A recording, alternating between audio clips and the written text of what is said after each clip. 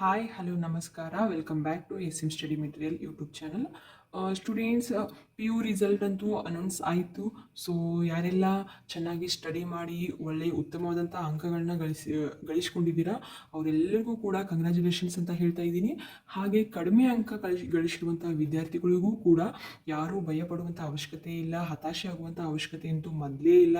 ಯಾಕಂತಂದರೆ ಇದು just marks ಅಷ್ಟೇ, ಇದು ಮಾರ್ಕ್ಸ್ ಕಾರ್ಡಿಗೆ ಅಷ್ಟೇ ಸೀಮಿತ ಆಗಿರುತ್ತೆ. ನಿಮ್ಮ ಲೈಫ್ನ ಅಂತೂ ಯಾವುದೇ ರೀತಿಯಾದಂತಹ ತೀರ್ಮಾನವನ್ನು ಆ ಮಾರ್ಕ್ಸ್ ತೆಗೆದುಕೊಳ್ಳೋದಿಲ್ಲ. ಯಾಕಂತಂದರೆ ನೀವು ಏನು ನಿಮ್ಮ ಲೈಫಲ್ಲಿ ಅಚೀವ್ ಮಾಡಬೇಕಂತ ಅಂದ್ಕೊಂಡಿದ್ದೀರಾ ಅದಕ್ಕೆ ತುಂಬ ವೇಸ್ ಇದ್ದಾವೆ. ಆ ವೇ ಮುಖಾಂತರ ನೀವು ಅದನ್ನು ಅಚೀವ್ಮೆಂಟ್ ಮಾಡಬಹುದು.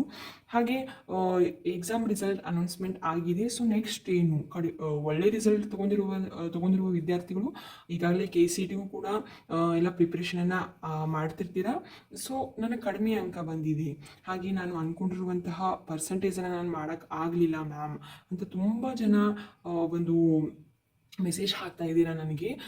ನಾನು ತುಂಬ ಸಬ್ಜೆಕ್ಟ್ಗಳನ್ನು ಚೆನ್ನಾಗಿ ಓದಿದ್ದೆ ಮ್ಯಾಮ್, ಆದರೂ ಕೂಡ ರಿಸಲ್ಟ್ ಕಡಿಮೆ ಆಗಿದೆ, ಪರ್ಸೆಂಟೇಜ್ ಕಡಿಮೆ ಆಗಿದೆ. ಹಾಗೆ ಮ್ಯಾಥಮೆಟಿಕ್ಸ್ ಸಬ್ಜೆಕ್ಟಲ್ಲೂ ಕೂಡ ತುಂಬ ಜನ, ಆಲ್ಮೋಸ್ಟ್ ಆಲ್ ಜನ ಮೆಸೇಜ್ ಹಾಕಿರುವಂಥದ್ದು ಮ್ಯಾಥಮೆಟಿಕ್ಸ್ ಸಬ್ಜೆಕ್ಟಲ್ಲೇ ತುಂಬ ನನಗೆ ಕಡಿಮೆ ಅಂಕ ಬಂದಿದೆ ಅಂತ ಹಾಕ್ತಾ ಇದ್ದೀರಾ.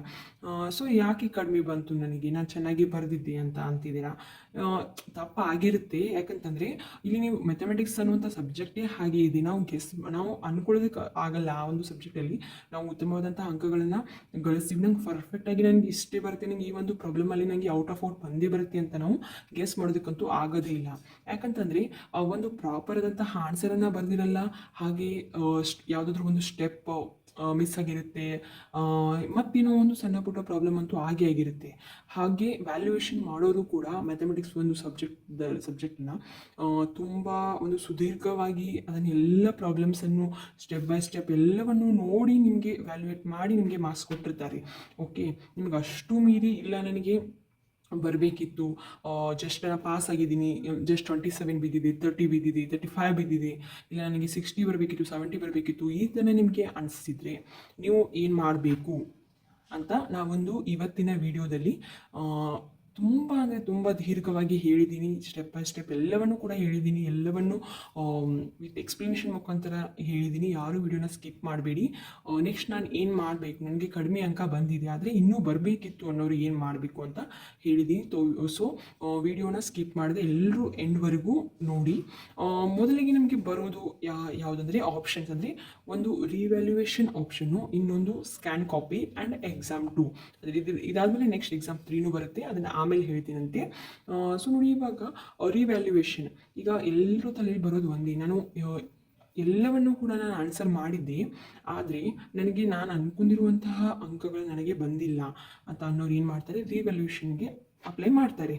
ಓಕೆ, ರಿವ್ಯಾಲ್ಯೂಯೇಷನ್ಗೆ ಅಪ್ಲೈ ಮಾಡ್ತೀನಿ, ಅದರಿಂದ ಅದು ನನಗೇನಾದರೂ ಎಲ್ಲಾದರೂ ಅಂಕಗಳು ಮಿಸ್ ಆಗಿದ್ರೆ ನನಗೆ ಸಿಗಬಹುದು, ನನಗೆ ನಾನು ಅಂದ್ಕೊಂಡಷ್ಟು ಅಂಕಗಳನ್ನ ದೊರೀಬಹುದು ಅಂತ ಅನ್ಕೋತಾರೆ. ಓಕೆ, ಆ ವಿದ್ಯಾರ್ಥಿಗಳು ಏನು ಮಾಡಬೇಕು, ಮೊದಲಿಗೆ ರಿವ್ಯಾಲ್ಯೂಯೇಷನ್ ಅಪ್ಲೈ ಮಾಡೋಕ್ಕಿಂತ ಮೊದಲು ನಾವು ಸ್ಕ್ಯಾನ್ ಕಾಪಿನ ತರಿಸ್ಕೋಬೇಕಾಗುತ್ತೆ. ಓಕೆ, ಸ್ಕ್ಯಾನ್ ಕಾಪಿನ ನಾವು ತರಿಸ್ಕೊಂಡ ನಂತರ ನಾವು ರಿವ್ಯಾಲ್ಯೂಯೇಷನ್ಗೆ ಅಪ್ಲೈ ಮಾಡಬೇಕಾಗುತ್ತೆ.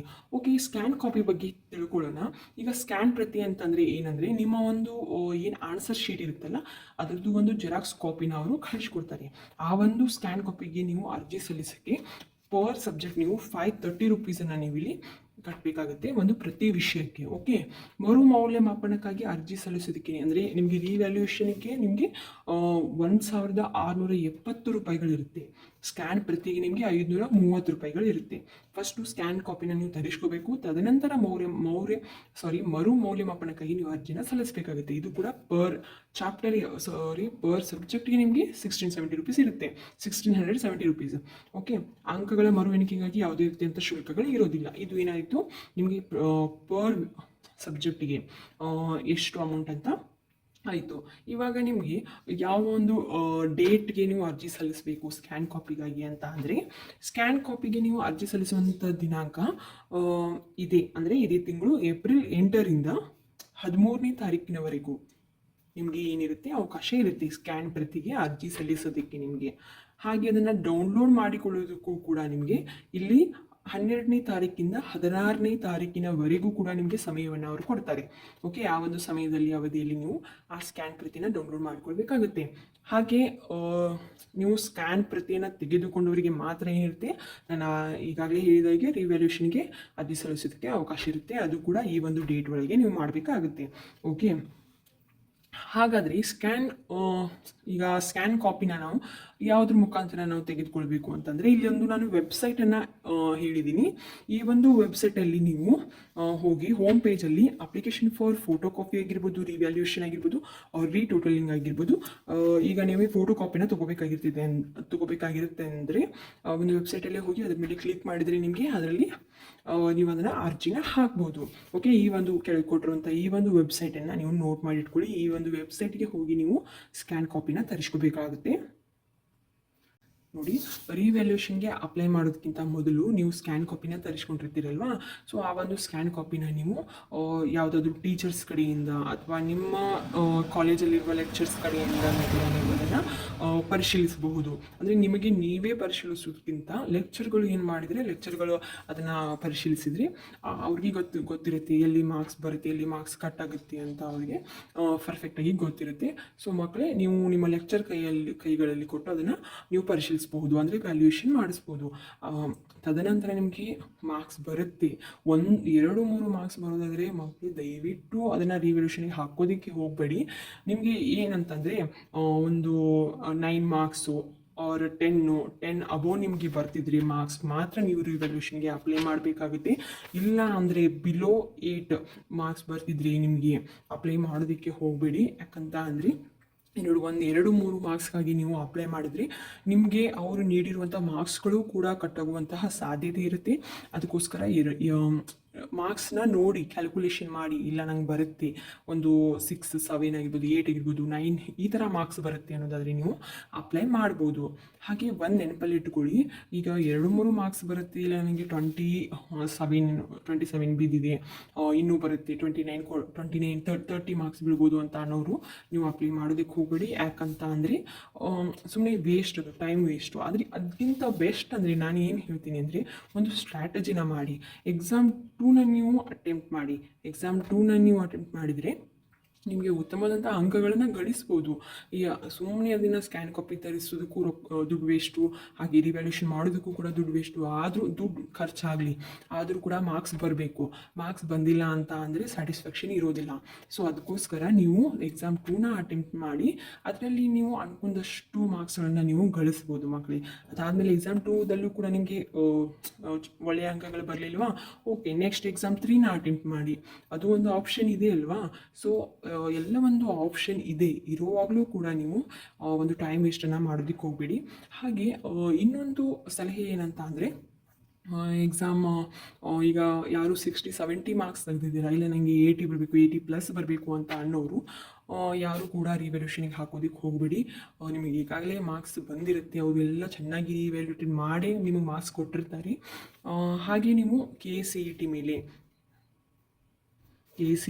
ಏನಿದೆ ಅದರ ಮೇಲೆ ನೀವು ಒಂದು ನಿಮ್ಮ ಪೂರ್ತಿಯಾದಂತಹ ಒಂದು ಕಾನ್ಸಂಟ್ರೇಷನನ್ನು KCET ಮೇಲೆ ಕೊಡಿ. ಯಾಕಂತ ಅಂದರೆ ಈ ಒಂದು PU ಎಕ್ಸಾಮಲ್ಲಿ ನಿಮಗೆ ಸೆಕೆಂಡ್ ಚಾನ್ಸ್ ಇರುತ್ತೆ ಮಕ್ಕಳ, ಸೆಕೆಂಡ್ ಇರುತ್ತೆ, ಥರ್ಡ್ ಚಾನ್ಸ್ ಕೂಡ ಇರುತ್ತೆ. ಬಟ್ KCETಯಲ್ಲಿ ನಿಮಗೆ ಯಾವುದೇ ರೀತಿಯಂಥ ಚಾನ್ಸಸ್ಗಳಿರೋದಿಲ್ಲ. ನೀವು ಇದರಲ್ಲಿ ಕಡಿಮೆ ಮಾರ್ಕ್ಸ್ ತೆಗೆದಿದ್ರು ಕೂಡ ನೀವು KCETಯಲ್ಲಿ ಉತ್ತಮವಾದಂಥ ರ್ಯಾಂಕನ್ನು ಪಡೆದ್ರೆ ನಿಮಗೆ ಒಳ್ಳೆಯ ಕಾಲೇಜ್ಗಳು ಸಿಗುತ್ತೆ. ಒಳ್ಳೆಯವಾದಂಥ ಒಂದು ನೀವು ಏನು ಅಂದ್ಕೊಂಡಿರ್ತೀರಾ ಅಚೀವ್ಮೆಂಟ್ ಮಾಡೋದಕ್ಕೆ, ಇವನ್ ನಾನು ಸೀಟ್ ಹಿಡಿಬೇಕು, ಇವನ್ ಕಾಲೇಜಲ್ಲಿ ನಾನು ಅಡ್ಮಿಷನ್ ತೊಗೊಳ್ಳೇಬೇಕು ಅಂತ ಅನ್ನೋರು ನಿಮಗೆ ಒಳ್ಳೆಯವಾದಂಥ ಒಂದು ಚಾನ್ಸಸ್ ಸಿಗುತ್ತೆ ಇಲ್ಲಿ KCETಯಲ್ಲಿ ರ್ಯಾಂಕಿಂಗ್ ಚೆನ್ನಾಗಿ ಬಂದರೆ. ಸೊ ಅದಕ್ಕೋಸ್ಕರ ಯಾರು ಕೂಡ ತಲೆ ಕೆಡಿಸ್ಕೊತ ಅವಶ್ಯಕತೆ ಇಲ್ಲ. ನಿಮಗೆ ಕಡಿಮೆ ಮಾರ್ಕ್ಸ್ ಬಂದಿದ್ದರೆ ಓಕೆ, ಸೆಕೆಂಡ್ ಥರ್ಡ್ ಚಾನ್ಸಸ್ನ ನೀವು ಯೂಸ್ ಮಾಡ್ಕೋಬೋದು. ಬಟ್ ಇಲ್ಲ 60 ಅಬೋವ್ ಬಂದಿದೆ ಅಂದರೆ ನೋ ಪ್ರಾಬ್ಲಮ್ ಮಕ್ಕಳೇ. ನೀವು KCETಗೆ ಹೆಚ್ಚು ಒತ್ತು ಕೊಟ್ಟು KCETಯಲ್ಲಿ ರ್ಯಾಂಕಿಂಗ್ ಪಡೆದ್ರೆ ಇದು ಯಾವುದು ಲೆಕ್ಕಕ್ಕೆ ಇಲ್ಲ. ನೀವು KCETಯಲ್ಲಿ ಒಳ್ಳೆಯ ರ್ಯಾಂಕಿಂಗ್ ಬಂದರೆ ನಿಮಗೆ ಒಳ್ಳೆಯ ಎಜುಕೇಷನ್ ಅಂತೂ ಸಿಗುತ್ತೆ. ಓಕೆ, ಹಾಗೆ ಈ ಒಂದು ವಿಡಿಯೋದಿಂದ ನಿಮಗೆ ತುಂಬ ಹೆಲ್ಪ್ ಆಗುತ್ತೆ ಅಂತ ಅಂದ್ಕೊಂಡಿದ್ದೀನಿ. ಸಾರಿ, ನಾನು ಕೆಲವೊಂದಷ್ಟು ವಿಷಯಗಳಲ್ಲಿ ಏನಾದರೂ ತಪ್ಪಾಗಿ ಹೇಳಿದರೆ. ಆದರೆ ಯಾರೂ ಭಯಪಡುವಂಥ ಅವಶ್ಯಕತೆ ಇಲ್ಲ, ಹೋಪ್ ಕಳ್ಕೊಳ್ಳುವಂಥ ಅವಶ್ಯಕತೆ ಅಂತೂ ಮೊದಲೇ ಇಲ್ಲ. ನಾನು ಮುಂದಿನ ಒಂದು ವಿಡಿಯೋವನ್ನು ಯಾವ ಥರ ಸೆಕೆಂಡ್ ಎಕ್ಸಾಮ್ ಟೈಮ್ ಟೇಬಲ್ ಆಗಿರ್ಬೋದು, ಯಾವ ಥರ ನಾವು ಸೆಕೆಂಡ್ ಎಕ್ಸಾಮ್ಗೆ ಪ್ರಿಪೇರ್ ಆಗಬೇಕು, ಯಾವ ಒಂದು ಸಬ್ಜೆಕ್ಟ್ಗಳನ್ನ ನಾವು ಕವರ್ ಮಾಡಬೇಕು. ಯಾಕಂದರೆ ಸೆಕೆಂಡ್ ಎಕ್ಸಾಮ್ಗಳಿಗೆ ಜಾಸ್ತಿ ಟೈಮ್ ಇರೋದಿಲ್ಲ. ಸೊ ಆ ಒಂದು ಸಮಯದಲ್ಲಿ ಸಿಕ್ಕಂತಹ ಸ್ವಲ್ಪ ಸಮಯದಲ್ಲಿ ನಾವು ಯಾವ ಥರ ಉತ್ತಮವಾದಂಥ ಅಂಕಗಳನ್ನ ಗಳಿಸ್ಬೋದು ಅನ್ನುವಂತಹ ಒಂದು ಪೂರ್ತಿಯಾದಂತಹ ಎಕ್ಸ್ಪ್ಲನೇಷನನ್ನು ನಾನು ನನ್ನ ನೆಕ್ಸ್ಟ್ ವಿಡಿಯೋದಲ್ಲಿ ಅಪ್ಲೋಡ್ ಮಾಡ್ತೀನಿ. ಓಕೆ, ಈ ವಿಡಿಯೋನ ಇಷ್ಟ ಆಗಿದ್ದರೆ ದಯವಿಟ್ಟು ಲೈಕ್ ಮಾಡೋದಕ್ಕಿಂತ ಮೊದಲು ನಿಮ್ಮ ಫ್ರೆಂಡ್ಸ್ಗಳಿಗೆ ಶೇರ್ ಮಾಡಿ. ಅವ್ರಿಗೂ ಕೂಡ ಸ್ವಲ್ಪ ಐಡಿಯಾ ಬರುತ್ತೆ ಯಾವ ಥರ ನಾನು ಏನು ಮಾಡಬೇಕು ಅಂತ ತುಂಬ ಕನ್ಫ್ಯೂಷನ್ಸಲ್ಲಿರ್ತಾರೆ. ಅವ್ರಿಗೂ ಶೇರ್ ಮಾಡಿ. ಹಾಗೆ ವಿಡಿಯೋನ ಲೈಕ್ ಮಾಡಿ, ಶೇರ್ ಮಾಡಿ, ಕಮೆಂಟ್ ಮಾಡಿ, ನನ್ನ ಚಾನಲನ್ನು ಸಬ್ಸ್ಕ್ರೈಬ್ ಮಾಡಿ. Thank you. ಶುಭವಾಗಲಿ.